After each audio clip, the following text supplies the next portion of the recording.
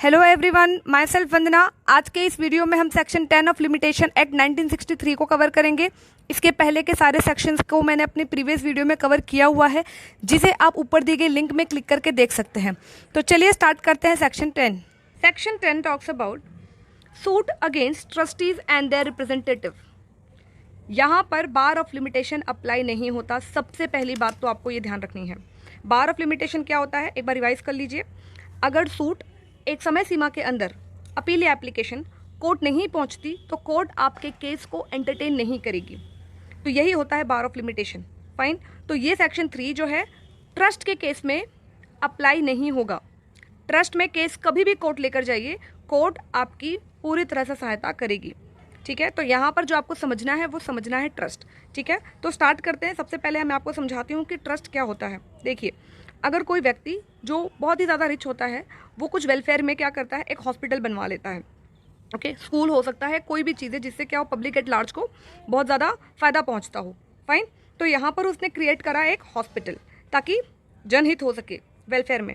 Fine. लेकिन इस person के पास इतना टाइम नहीं है कि वो एक काम को, ये हॉस्पिटल को खुद देख रेख कर सके। इसको बहुत सारे और भी काम हैं।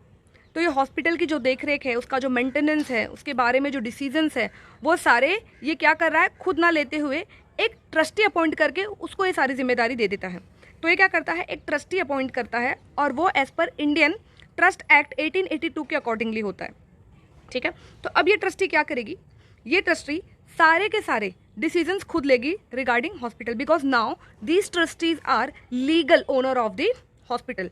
यहाँ पर इस पर्सन के बीच में, जिस इंडिविजुअल ने हॉस्पिटल बनवाई है, उसके बीच में और ट्रस्टी के बीच में कोई कंसिडरेशन नहीं हुई है, कोई पैसे की लेन देन नहीं हुई है। अदरवाइज ये ट्रस्ट नहीं होती, ये सेल हो जाता। फाइन।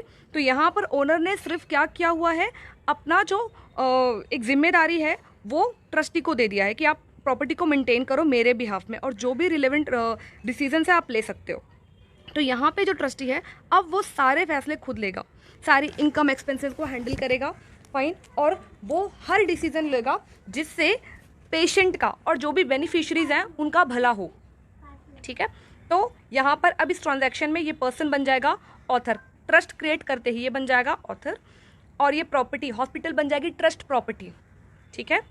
और ये लोग जिनके हित में, जिनके लिए ये प्रॉपर्टी बनाई गई है, ओके, वो लोग बन जाएंगे बेनिफिशरीज। फाइन। और ये ट्रस्टीज हैं। अब ये जो पूरा मैकेनिज्म है ये तो कहलाता है ट्रस्ट। ओके। लेकिन अगर ट्रस्टीज यहाँ पर काम करना शुरू करते हैं एक मिसयूज वाला, वो क्या कर रहे हैं, ट्रस्ट प्रॉपर्टी से आने वाली इनकम या ट्रस्ट प्रॉपर्टी में जो भी डोनेशंस आ रहे हैं, जो भी फंड्स आ रहे हैं, उसको मिसयूज करते हैं अपने पर्सनल बेनिफिट के लिए। ठीक है। देखिए, वो सारा अगर उस पैसे से गाड़ी बंगला पैसे खुद के बेनिफिट के लिए बनाना स्टार्ट कर दें और उस प्रॉपर्टी को मिसयूज करना स्टार्ट कर दें, तो अब ट्रस्टीज को सूट कर देना चाहिए, ट्रस्टीज के ऊपर केस कर देना चाहिए। तो कौन करेगा, यहाँ पर बेनिफिशरीज के पास ये राइट है। देखिए, बेनिफिशरीज क्या कर सकते हैं, ट्रस्टी को सूट कर सकते हैं। कोई भी जो ये क्लेम कर दे कि मैं इस ट्रस्ट प्रॉपर्टी में एक बेनिफिशरी हूँ, वो क्या कर देगा, ट्रस्टीज पे क्लेम कर देगा, सूट फाइल कर देगा। यहाँ पे जो बेनिफिशरीज हैं वो जब ट्रस्टी पर सूट फाइल करते हैं तो उसकी कोई परिसीमा निर्धारित नहीं की जाएगी। यही कहता है सेक्शन 10 कि prescribe period of limitation section 10 पे अप्लाई ही नहीं होगा।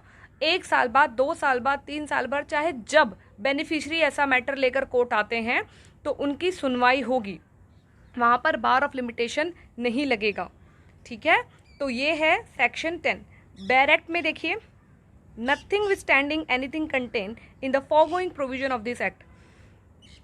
जितने भी सेक्शंस आपने पढ़े अभी तक, वो सारी चीज़ों का सेक्शन 10 पर कोई भी प्रभाव नहीं पड़ेगा। ठीक है। तो सेक्शन 10 एक क्या है, ओवर राइडिंग इफेक्ट रखता है।